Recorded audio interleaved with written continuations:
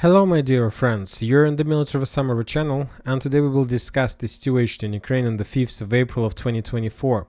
Today we have a lot of very interesting updates, and as you know, the most important updates are coming from the area of Chasiv Yar. And according to information we have, the Russians started an assault operation on the eastern block of the city by the name of Novy or Canal. So this area has two titles.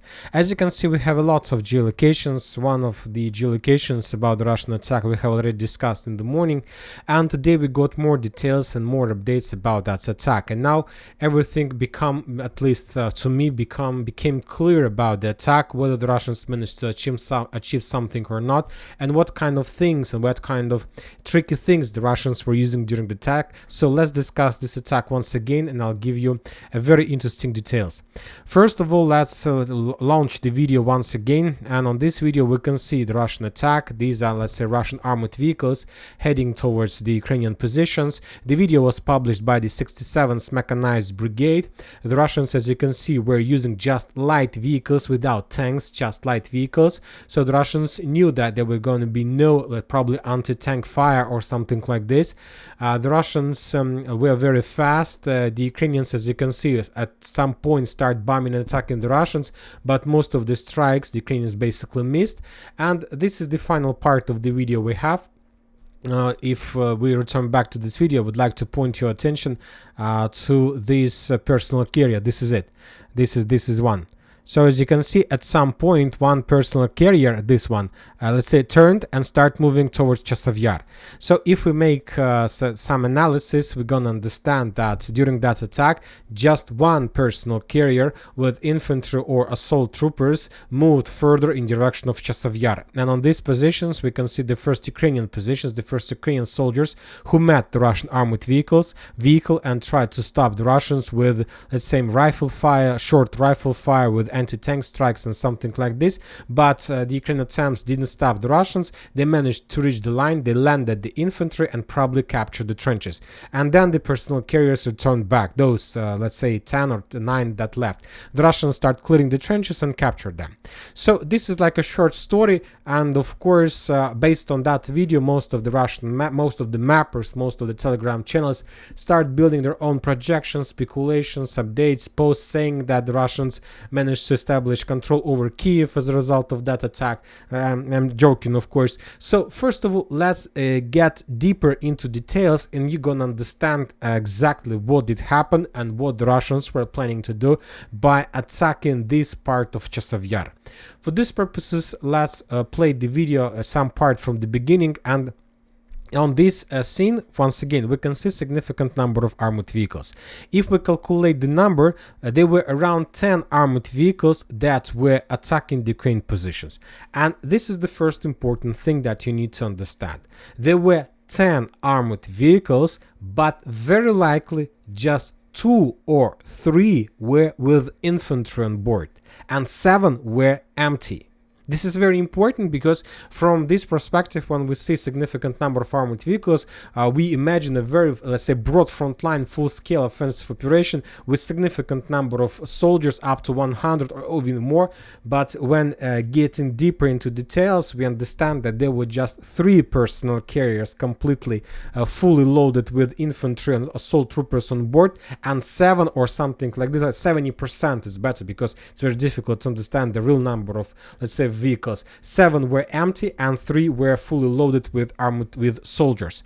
And if we continue watching the video, we see that just one armored vehicle moved further to Chasiv Yar. So if we are saying that there were 3, the question is where the other 2 armored vehicles moved when this armored vehicle, the first one, moved to Chasiv Yar. The thing is that right before I start making the video, we got another detailed video of that attack, but a little bit from another angle, and that video was completely about the second group of Russian armored vehicles. This is the second part, basically the same video, but from another drone of 67th Brigade, from another angle. On this video, on this part, we can see once again the Russian personal carrier that left the convoy and started moving further to Chasiv Yar, but the rest of the armored vehicles proceeding further along the tree lines towards Bohdanivka and along the railways. And the main goal of that group was to land infantry in this area. So now let's summarize everything, and for better understanding I will give you step by step how the Russians were moving and what they were planning to do, and what are they going to, and the most important, what the Russians are planning to do next. So the Russians were moving along 0506 road, and when they reached the new cemetery, the Russians decided not to continue moving further along the 0506 road, because very likely it was too dangerous to continue offensive along this area. Very likely the Ukrainians still have some positions along the railways. So basically the Russians were afraid of being attacked with let's say anti-tank missiles in the Russian flank, so that's why they turned to the south and started moving on the southern, let's say, part in the southern, let's say, area of the new cemetery. So the Russians continue moving something like this.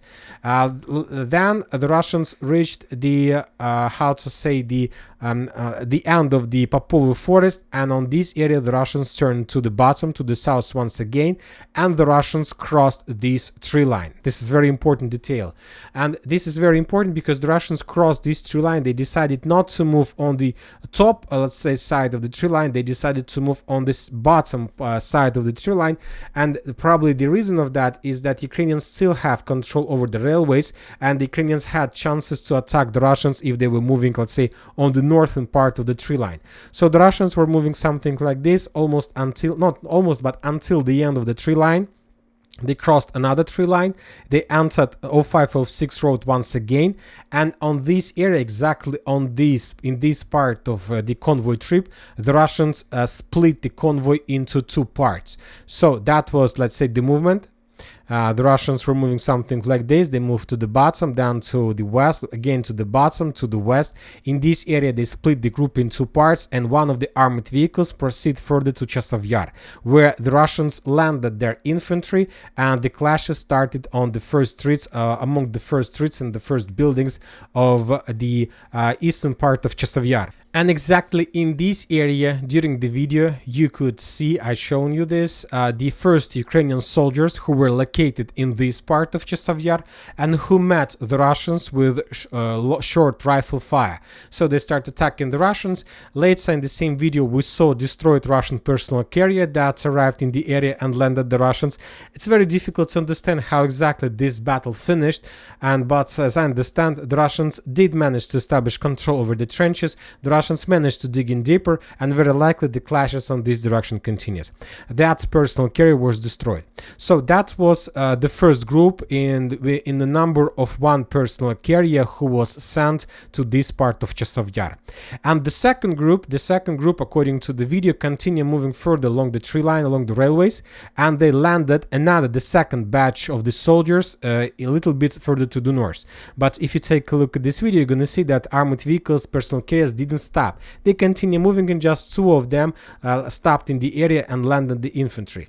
So the second batch continue moving here, and somewhere in this area the Russians landed another group of soldiers, and those soldiers started moving along this short road towards residential area that located on the northeastern part of Chasiv Yar. And after that, the let's say the Russian convoy moved further to Khromovo and probably returned to the mainland. So something like this took place on this direction. Now these let's say updates, these details give us a better understanding of the situation, what did happen. So the first group, the main purpose of the first group that landed in the area, and to tell the truth, most of the Russian Telegram channels start providing information that the Russians, as I was joking in the beginning, have already captured Kiev after they landed in this area. Of course, a joke once again. The Russians, according to them, continue moving further to the west in direction of the Gorbatova Street and Zelenoye Street. This is 0506 road, is basically Zelenoye Street, and this is Gorbatova Street. And according to some Russians, the Russians managed to establish control over this part of a high-rise building, which is very unlikely. Very unlikely that 7 Russian soldiers, maybe 10 Russian soldiers, managed to establish control over high-rise area of the eastern part of Chasiv Yar. But which is most likely the main Russian attack took place exactly on this line, and the Russians were heading towards this part part of Chasiv Yar because there is no high-rise buildings. There are lots of, let's say, small buildings which are much easier to capture, which is much more easy to establish a stable foothold in the area, and the most important, to establish control over the railways and to start, let's say, threatening the armed forces of Ukraine inside of Bohdanivka. So that was the main Russian goal, let's say, attempt to attack, and the main purpose of this group was just to force the Ukrainians to pay attention on them, to block the Ukrainians, not to allow the Ukrainians to send additional reinforcements to the forest. So that was like something like not a false flag, it was something like unexpected attack with the purpose to force the Ukrainians to pay as much as possible attention exactly to this group. Meanwhile, the second group continued moving along the forest towards the northeastern part of Chasiv Yar. During the before that attack, the Russians, of course, were bombing and attacking the area heavily. The Russians were bombing the forest, the Russians were bombing Chasiv Yar itself, the Russians were bombing the area along the railways, and the Russians were bombing exactly the area in the residential part, in the low, let's say, small, in these among these farms and something like this. Very heavy explosions.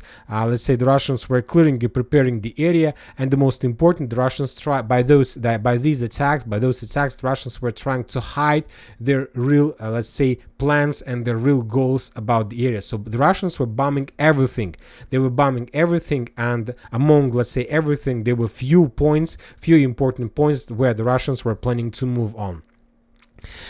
Also, among these strikes on the northeastern part, so as you can see, the most, let's say, the most of the attacks, most of the bombings took place on this area. The video is geolocated here, took place here and took place here, so exactly as close as possible to the second Russian road of attack, which was the most important one.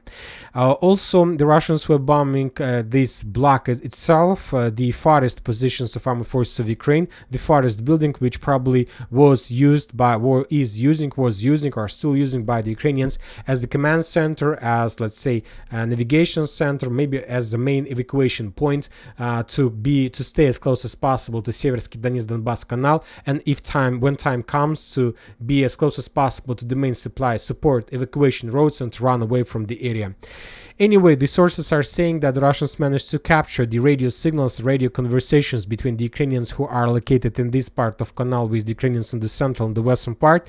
There are lots of Ukrainians, as we understand, but every second, every single minute, there are more and more wounded soldiers. So that's why the Ukrainians always need a properly established, let's say, mechanism of evacuation. But the Ukrainians from the central part and from the western part reported or answered to the Ukrainians in the eastern part that currently there is no possibility to evacuate, and if you want to evacuate anybody, you need to do this by your own hands and by your own, let's say, forces and your own resources. So the situation is critical, and once again, very likely the Russians are going to storm and start the battle for Chasiv Yar from the northeastern direction, but not from the central eastern direction. Obviously, we're gonna understand this and gonna receive more details during the next few days, and then we're gonna understand everything about the situation.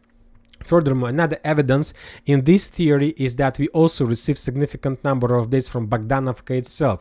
Today, the Russian sources published the video. We will not watch the video due to casualties among Ukrainian soldiers. The Russians intensified their fire in Bohdanivka itself. There were a lot of explosions, FPV drone strikes, artillery strikes, mortar strikes, and in the final part of the video, we see how the Ukrainians raised white flag, asking and begging Russian for mercy and asking them to take them as the prisoners of war. Very likely they were captured, and very likely another Ukrainian stronghold, another Ukrainian position in Bohdanivka was abandoned or captured by the Russians. And as I understand, the current configuration of the front line in Bohdanivka doesn't correspond to the reality. Very likely the Russians have much bigger progress on the direction. Anyway, once again, to summarize everything about the Chasiv Yar, yes, the battle for Chasiv Yar started, but as we discussed in the previous video, the Russians are moving according to certain pattern.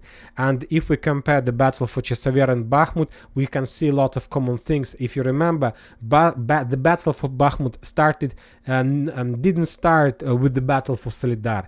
The battle for Bakhmut didn't start for the battle for Klishchiivka, Zaitsev, Radovka, and many different things on the southern flank of the, let's say, the town. The flank attacks was the consequences of the most important operation the Russians conducted, and the first operation the Russians conducted during the battle for Bakhmut Bakhmut was the establishing and capturing the foothold along Patrice-Lumumba Street. That was the first Russian gains in Bakhmut, and after the Russians captured Patrice-Lumumba Street and the industrial area around this area, the Russians started offensive to the south on the flanks and to the northern flanks. So when we try to, let's say, analyze and try to compare the operation in Bakhmut to Chasiv Yar, we see the same pattern. Now the Russians are trying to establish control over this part. Let's say it's Patrice-Lumumba Street in Bakhmut, Avdiivka, Bakhmut, Artyomovsk, and after that they will start to attack on the southern flank and on the northern flank, trying to encircle, establishing operational encirclements, cutting the main supply roads, and then to create a cauldron for the Ukrainians. So this is the situation. The next days we're going to receive more and more updates from the territory. Now we are moving to Siversk area, another hot point in the special military operation. The Russians continue pummeling Razdolovka with significant number of different types of artillery systems. The city, the town, the village is under very heavy fire. This is important stronghold of the armed forces of Ukraine. The Russians are about to start to launch the ground operation, maybe today, maybe tomorrow, maybe in a week, but Razdolovka is going to be the next target for the Russians, and after Razdolovka the Russians will reach the operational space and will start moving further to the north in direction of Fyodorovka, Perezhnya, Kuzminovka. Belogorovka, very interesting details are coming from this another stronghold and the base of the 81st Air Mobile Brigade received. During the previous 24 hours, the Russians published another video how they managed to improve their positions on the bottom, on the base of the landfill. The Russians were moving something like this along these tree lines, along these brushes. There is not just brushes, there is a rich developed network of the fortifications, and today the Russians published geolocation of their, let's say, point control over this territory. So we have adjusted the map. So as we can see now, the Russians are trying to move, let's say, along, let's say, eastern base of the landfill, and the Russians are trying to bypass the landfill from the south and further to the southwest. So the same story, the Russians are just trying to encircle. So let's assume that this is a small Chasiv Yar, and the Russians are trying to encircle Chasiv Yar, this small landfill, from one direction, from another direction. And the most important goal and the most important thing the Russians are trying to get is to get as close as possible to the main supply area of the landfill, and we're talking about this part. So after the Russians can cut the main supply roads, the Ukrainians probably will resist on the landfill for another few days, and then either they will surrender or they will stay there for the entire time, for eternity. And then the Russians will capture, of course, the landfill, and after that there are going to be no more barriers for the Russians to establish complete control over Belogorovka and to move further to Siversk from the northern direction. I must say that according to the entire picture, according to configuration, very likely that the days of Belogorovka are numbered. For now, we don't see significant progress, but as I understand, the Russians will not count the losses, but they will bypass this area and they will start moving to Siversk from the north and eastern direction. Now we are moving to Avdiivka area. We have lots of reports, lots of updates, and the most important is that according to the Minister of Defense of Russian Federation, the Russians managed to establish complete control over the village by the name of Vodyane. So it's very important to understand the borders of the settlements and towns in the direction. Vodyane starts somewhere here, let's say in the vicinity of Stepova Street, and then Vodyane goes along Naberezhnaya Street very far to the west, and this is the final point of Vodyane. So this entire area was captured. The town or village to the south of Naberezhnaya Street is Pervomaiske, and where there are still Ukrainians, and the Russians are going to storm this area very soon. So today the Ukrainians tried to counterattack the Russians, and we have already discussed this video in the previous update. The Ukrainians concentrated a significant number of armored vehicles, personnel carriers, infantry, and they sent them to attack the Russians along Naberezhnaya Street.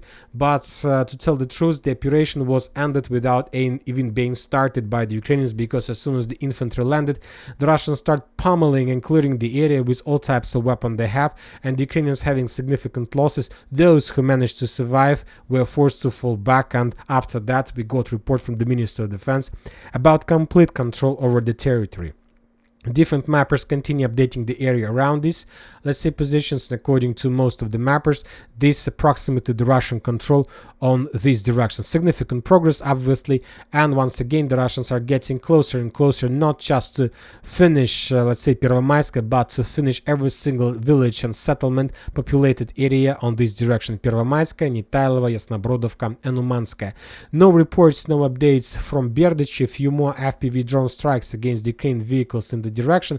Nothing special. The Ukrainians still control the main part and most part of Semyonovka and Berdichi as well.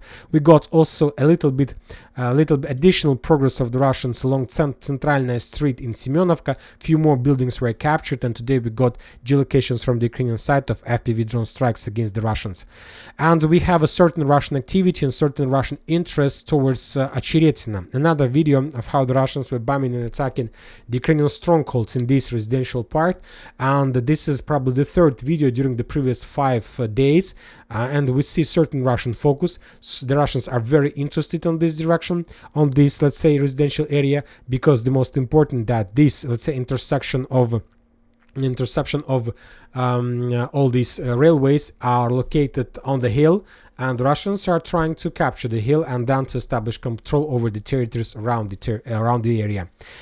Now we are moving further to the south in direction of Krasnogorovka. The Russians, after a very long operational pause, renewed their offensive operation, their attempts to establish control over the southern part.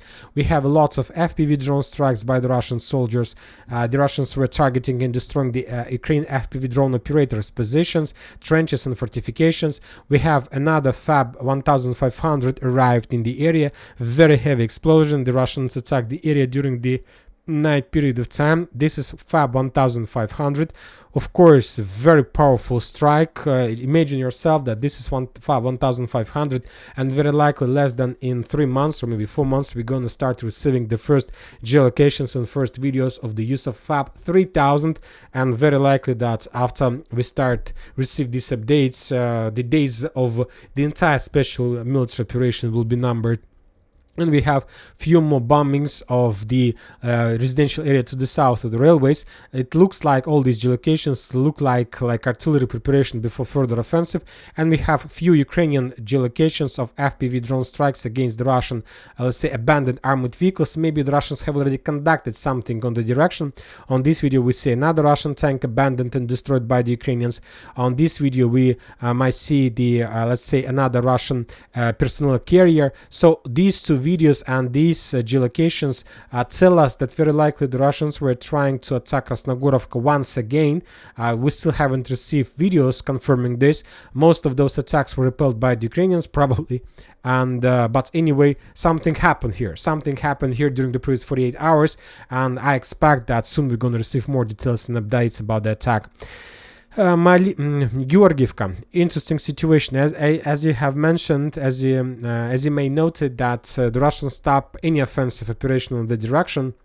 No geolocations, no updates, and it's very weird because the Russians at some point stopped completely, and very likely that the map doesn't correspond to the reality. As I understand, the Russians managed to move further, and as I understand, most of Georgiivka is already under Russian control. Very likely the Ukrainians were forced to fall back from the area, and now we see that the Russians are moving focus further to Maximilianovka. We have lots of explosions, lots of FABs, lots of destroyed artillery systems. So I think that Georgiivka is covered with the fog of war, and very likely soon we're going to receive more details. Novomikhailivka, no changes during the day.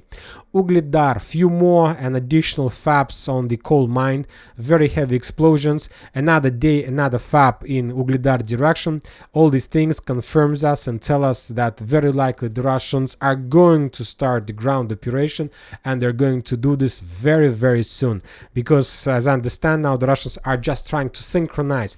Maybe this is the reason why the Russians haven't launched any offensive to Vuhledar and the coal mine, because they, let's say, the forces in Novomikhailivka waits when the Russians will complete the preparation in Vuhledar, and as soon as this site will be finished, preparation will be finished, the Russians will capture Novomikhailivka, and then these forces will attack Vuhledar. So they want probably to synchronize two front lines and to act together, and let's say to finish the battle for the South Donetsk direction together, and to deal as much as possible damage also together. Vuhledar, Staromayorska Urozhaina. We have additional, let's say, FABs, additional pummeling, additional aviation bombings of the area to the south of Urozhaina and the area to the southwest of Staromayorska. Once again, the Russians are too active on this direction as well. Once again, if we increase the numbers of updates even from the beginning of the month, we don't need even to add the updates from March. We see a very big Russian activity, and very likely the Russians are going to start the ground operation within the next week, or maybe a little bit more, or maybe even less. Robotyne, nothing during the previous 24 hours, which is weird. Completely, the Russians stopped any attempts to attack completely. The Ukrainians, well, they're not even trying to counterattack. So complete absence of any activity on the direction either from the Russian and from the Ukrainian side. Nothing interesting from Kherson. So this is the situation on the ground. We have few more updates. The Russians finished another batch, the creation of another batch of Su-34, and they sent, let's say, probably 3 Su-34 to the army. In the next few days, they're going to send additional 6 machines. We have, during the previous night, Ukraine attempt to attack Rostov-on-Don with significant number of drones. Most of them were brought down by the Russians as a result of air defense work, so the Ukrainians haven't managed to deal any damage. The Ukrainian sources claims that they managed to destroy in the area of Engels, in the Engels airfield, probably 6 Russian aircrafts to deal them significant damage, but yet we haven't received even a single geolocated confirmation of that. We have a lot of updates from Ukraine itself, the NATO, and Stoltenberg personally himself saying that for now NATO doesn't see Ukraine in the part of NATO. So we see that the situation is getting worse and worse, and the most important, the United States of America don't want to support Ukraine anymore. They want to finish this war as soon as possible. They want to have some gap, some time between the end of the elections and the end of the conflict in Ukraine. Maybe after they will do something, but for now they need to finish this, and they need to force Zelensky to do this. But Zelensky, we see that he doesn't want to start any negotiations with Russia, and of course this situation plays completely in Russian favor, because for now everything develops completely on the Russian side. And that's it for today. Military Summary channel reminds to condemn any violence in the world. Thank you for watching. Subscribe to my channel, put your likes, join my Patreon, and have a good day. Bye bye.